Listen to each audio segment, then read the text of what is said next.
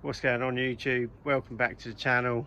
So today we're going to be starting my e36 328 track car build.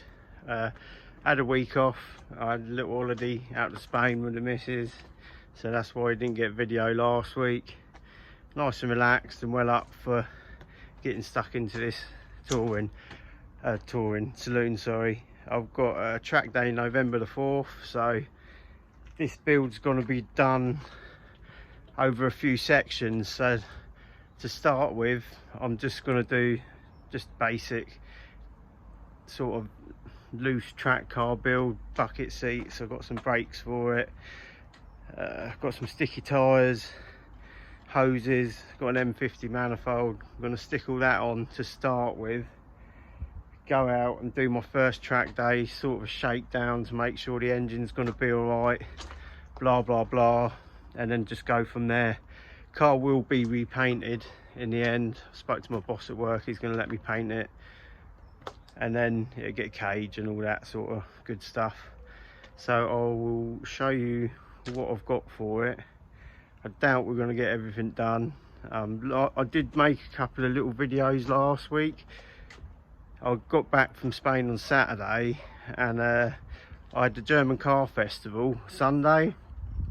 Now I took the brakes off the 328 and put them on the estate, because I actually took that out on track at Silverstone. What I did was I put the wrong caliper on the wrong side, so I fucked up. So obviously that put me behind, and then I just had to take it all off and swap it all back over, make sure the car was all right, do a bolt check and all that jazz, so I could take it out on track on Sunday, sorry. So yeah, I was just behind time and I just didn't have time to film. I did do a couple of little videos, which I will stick in here, show you the difference of the 318 auto brakes, the 328 brakes, and then I've got 330 brakes for this and calipers, and then the rears are 320D. I haven't got the 320D calipers yet, so I'm waiting for them, so they definitely won't be done today. But what I'm going to try and get done today is probably just the brakes, the hoses, and then put the semi-slicks on, and maybe if I've got time I'll set up the suspension height, but I just don't know. Yeah, my last video, by the way, with the turboed one and this has done like, I don't know, 780 views, and that's mental. So thanks everyone for watching. Everyone that's had a comment, like, really appreciate it, you know, it makes it sort of worth doing. Yeah, that's awesome. So here we go, this is what we've got. So this is the standard 318 auto front brake disc, not vented. That actually stopped alright, to be fair, but now it's got the 328 in it. It's obviously got a bit more power. I want a bit more braking. This was off of the 328 saloon, grooved. You can get the drilled ones, but I find that you get little cracks in them when I used them on track on my other ones. So I bought these just to get it through the MOT. They're just cheap M-Tech discs off of eBay. Yeah, just grooved. They're alright. I think they're 280 something mil, and then that is what's going on to the track car. These are 330 discs. Again, I've run the grooved ones because the drilled ones I found crack when you're giving them a bit of abuse. I will be using either EBC yellow stuff pads with them, or the Freddo DS, I think they're 2500s. I've got some new pads for that. There I'm only putting EBC green stuff pads because, like I say, it's not a track car, it's just doing one 20-minute session of Silverstone tomorrow, so green stuff's fine for the road. I have also got rear vented discs for that. I don't think I'm going to have time to fit them today because I've got to get cleaned up. I'm going to do a bolt check, mark everything, blah blah blah. I'll get these fitted up. Actually, I'll show you what you do. So here's is what you need to get the discs off. So you've got a little Allen key that holds your disc on. Take that out, make sure that's the first thing you do. Then you've got another Allen key, holds caliper on. Pop that off. Obviously pop your anti-rattle pin off. And you've got your carrier, 2 15mm bolts, hold that into the back of your hub. Take that off. It all comes off really easy. It takes about 10 minutes, not proper easy job. Give your sliders a nice clean up, nice wire brush. Let you can see all the crap that's come off of them. Give them a good clean up with a wire brush. Give your hub a good clean up with a wire brush as well. I'll start putting them back together and I'll show you what I've done when I've done a bit. Right, so the first little hurdle I've just come across, discs on. I put a little bit of copper grease on the hub because I've taken these off of another car, cleaned up all the inside of this surface. A little bit of copper grease to make them together, you know, it means it won't get stuck on there. Don't need loads, just a little bit to do. So went to put this is a 318 carrier.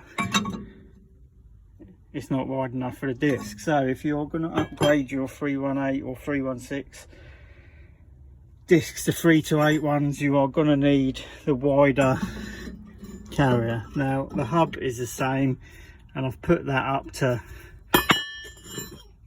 the caliper, and that looks like it's the same as well. If it's not, I do have some spare 328 calipers in the garage that I can use, but yeah, I just thought I'd show you that. It's quite interesting.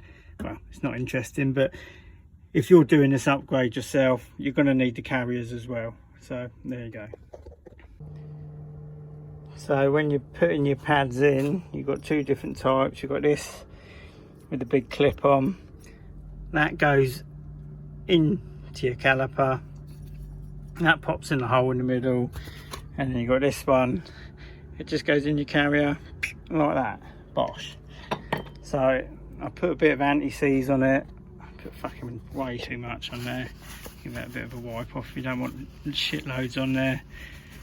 But yeah, a little bit of copper slip helps pad slide along so it don't get stuck, don't get squeaky brakes.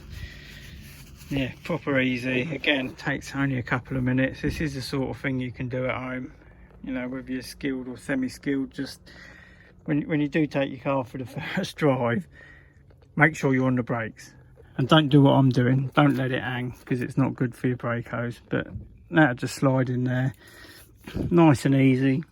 Right, I'll be back. Right people, so as you can see, you need a 328 caliper as well. 318 auto caliper is not wide enough across there, I guess because that carrier's wider. It's a vented disc, not a solid disc, so everything's wider. So yeah, if you're going to do this upgrade on a 316 or a 318, you need 328 calipers as well. I did think they're all the same, but obviously they're not. Obviously, as you can see, these aren't very old. Got a pair for 40 quid off of eBay. Proper cheap. When I built the compact, I literally, because it was going to be a track car, I made sure everything on it was new. Calipers, all the bottom arms were new, wheel bearings, everything. So yeah, I bought new calipers. Obviously when I broke the car, I'm not going to throw away a brand new set of calipers, 2,000 miles on them, so I kept them. It's a good thing I did, because now I need them. So yeah, that's one side done. I'm going to pump, get my missus to give me a quick bleed on the brake, because obviously I'm on a jack, so I'm doing one side at a time. But I've pumped the pedal up and it feels hard anyway. So yeah, like again, you'll need the 328 carriers, 328 calipers. Brake hose is the same. So yeah, I suppose that's one thing, you don't have to change the brake hoses. Yeah, I'll get back to you soon. Regarding that video, if you want to leave a comment in this video on what you want to see, because I'm not sure whether it is the turboed one that made it get all the views, or the track car one that made it get all the views. I've got a feeling it's probably the turbo one. So yeah, I'm gonna try and do a video on that next week. I mean, I've got a diff to put in it. I don't know if you want to see me swap a diff. It's not that exciting. So what I am going to do to make a video on that one, because I think people might be interested, is I'm going to take the front end off of it so I can show you all the pipe work and how I've mounted the rads and the intercooler, all that jazz. So yeah, I'm going to get on and I will show you what I've done with the saloon so far. Obviously it's got no brakes on it because they're on the touring. Yeah, I'll get on it. I'll show you some stuff in a minute. So this is my little pile of bits I've got for today. So I've got some Style 66s with Accelera 651 Sports. I don't know what treadwear I got. Treadwear 200. Never tried them. Don't know what they're going to be like, but for the set it was 240 quid I think with a discount. Proper cheap for a set of semi-slicks. I've got two M50 manifolds. One is for that, one is for this. The big brakes, Goodrich hoses, EBC pads. So yeah, I've got the calipers there, and yeah, I'll crack on. I'll get both sides done and then I'll show you what they look like. So there we go, we've got the 330, I think the 345mm discs, yellow stuff pads, Goodrich hoses, all fitted, all bled out. So yeah, that's the front brakes done, should stop a lot better. Now coilovers I've got on this are HSDs. I mean, look, they look like they've come up off the Titanic, so that's obviously going to be on the list as well. I'm going to go for BCs because I think they're better than the HSDs. Next I am going to do, I think I'm going to put a seat in it, to be honest, because as soon as you've got a seat in your track car, well, it's a certified race car, isn't it? So yeah, I think that's next on the list, is get a bucket seat in. See you in a bit. Right, so I've put the Style 66s on with the Acceleras on. As you can see, the front, and it used to come down about an inch. The rear actually sits pretty well. Let's get rid of that glare. And I've got adjustable camber arms to put on this, so I reckon I can clear that arch with just dialing in a bit of camber. I am still gonna roll that arch with a jack handle tomorrow when my nephew comes down, because I want as much clearance as possible. And I don't know what track geometry is for one of these, but I'm guessing you probably don't want much camber because you want as much contact on the rear wheel as possible, I think. But I'll look into that, and there'll be a video on that because we've got a geometry machine at work, so I'll be taking it to work and doing a proper track setup on it. But yeah, I'm pretty happy with that, to be honest. I thought it was going to be a lot worse.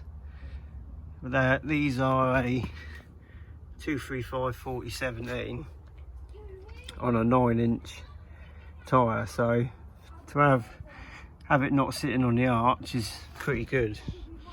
Yeah, front needs to come down, but yeah, she's looking alright, to be fair.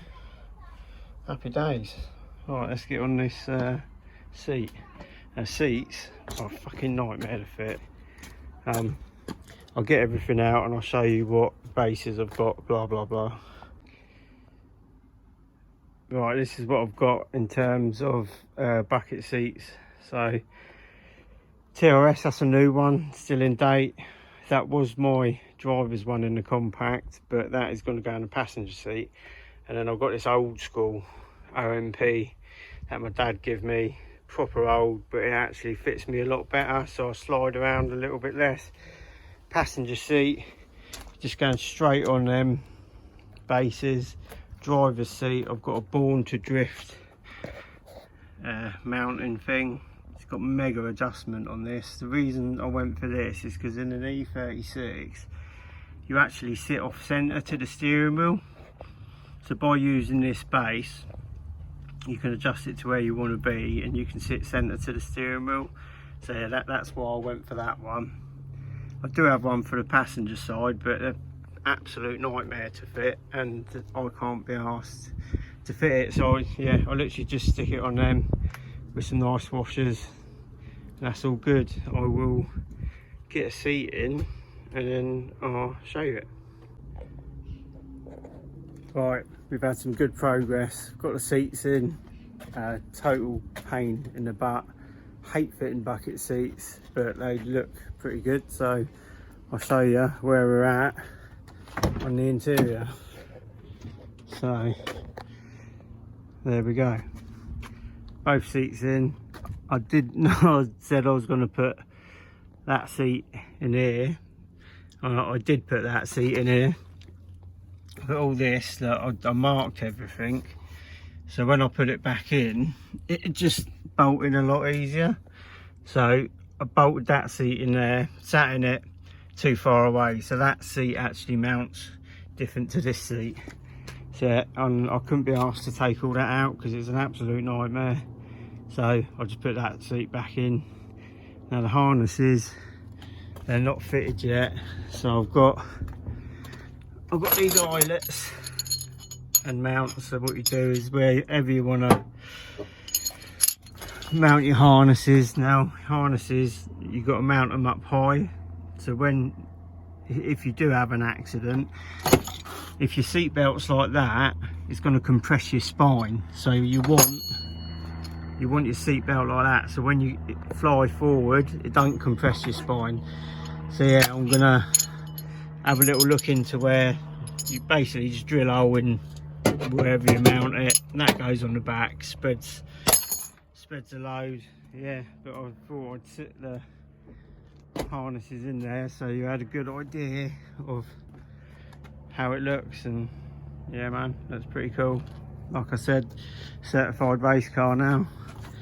So yeah, all I've got to do is I've got to do the rear brakes. I've got my nephew over tomorrow, we're going to roll the arches. I'll do a little short video of that because I don't know how that's going to go. Like I say, the car's being painted anyway, so I'm going to heat up the arch, get it really hot, and then just reverse it with the jack handle in there. Proper cowboy way of doing it, I know, but I can put some filler in it and make it all nice anyway, and then before it's painted. So yeah, obviously didn't get the M50 manifold on, battery's on charge because the battery's been flat. But yeah, happy with the progress today. Brakes on, lower it an inch, do a geometry and fit the M50 manifold, and that is going to be it for stage one of the old track car. Yeah, she's looking on. So this is the end of this video. I'd like to thank everyone for watching. Thanks everyone for subscribing. Give us a like, give us a comment. Again, if you want to see more on the turboed one, you know, just drop a little comment down there and I'll do what I can to do a video on that. I will take the front end off of it so you can see all the pipe work and all that jazz. And yeah, like hopefully soon I can get it mapped and we can go out and, you know, sort of start doing some videos. I would like to take that on track. I don't know if it'll pass the noise regs though. With it's got basically a screamer pipe on it, so it's pretty loud. Yeah, we'll see, but no matter what, we'll get out in it and do some videos and, you know, see if we can find anyone to have a little tear up with. Again, thanks for watching boys, much appreciate everything. See you later.